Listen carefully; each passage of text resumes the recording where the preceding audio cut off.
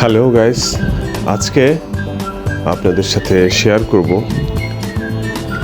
কক্সবাজারের মেরিন ড্রাইভে অবস্থিত ইনানির একটা বেশ পপুলার রেস্টুরেন্ট পালঙ্কি।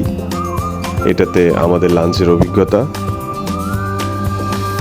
তো আমরা সেদিন হঠাৎ করে সিদ্ধান্ত নিই, আমরা 3 ফ্রেন্ড লাঞ্চটা আমরা পালঙ্কি রেস্টুরেন্টে করব।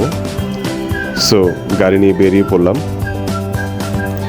আমাদের 3 জনেরই একজন ফ্রেন্ড ড্রাইভ করলো, আর আমি ফ্রন্ট সিটে বসে হঠাৎ করে চিন্তা করলাম আপনাদের সাথে এবারে জার্নিটা শেয়ার করি।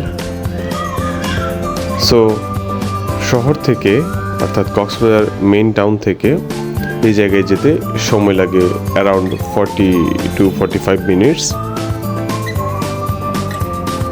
যাওয়ার রাস্তাটা আমাদের এতটাই জোস,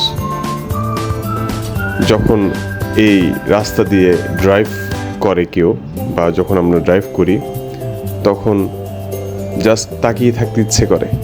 এমন একটা রাস্তা, এক পাশে পাহাড়, আরেক পাশে পৃথিবীর দীর্ঘতম সমুদ্র সৈকত, আর সামনে অফুরন্ত রাস্তা। তো আমরা গল্প করতে করতে, মজা করতে করতে, গান শুনতে শুনতে আমরা যাত্রা করতে লাগলাম। আপনাদেরকে এখন যে জায়গাটা, আপনার যে ভিউটা দেখছেন, এটা মূলত রেজুখাল নামের যে জায়গাটা আছে, এই জায়গার পর থেকে নেওয়া। রেজুখালের পর থেকে শুরু করে এই পালঙ্কি রেস্টুরেন্ট পর্যন্ত ভিডিওটি করা।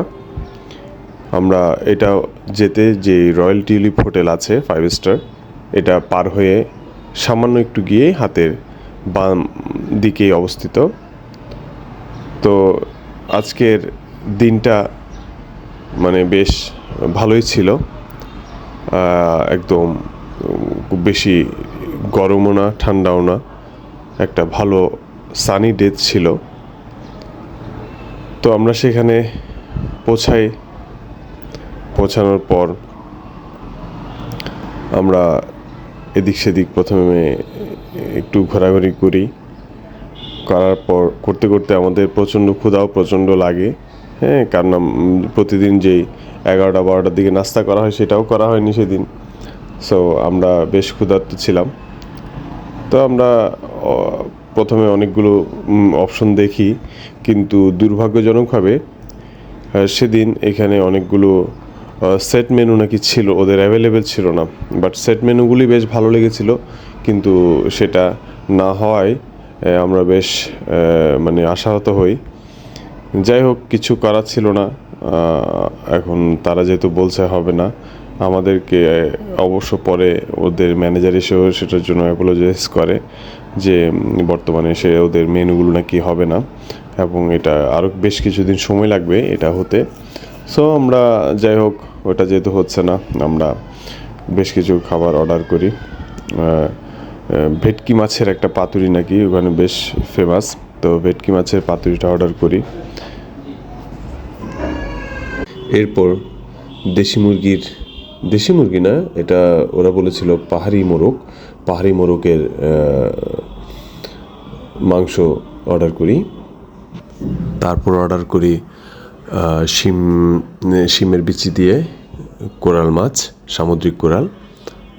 তারপর আরেকটা আইটেম ছিল, সেটা হচ্ছে আপনার মাছ ভর্তা। প্রত্যেকটা আইটেমই বেশ টেস্টি ছিল নিঃসন্দেহে। এরপর আমরা ডেজার্ট হিসেবে সিলেক্ট করি হচ্ছে শাহি জিলাপি। এটা নাকি আবার তারা গুড় দিয়ে তৈরি করে। প্রত্যেকটা আইটেম আসলে টেস্ট ছিল।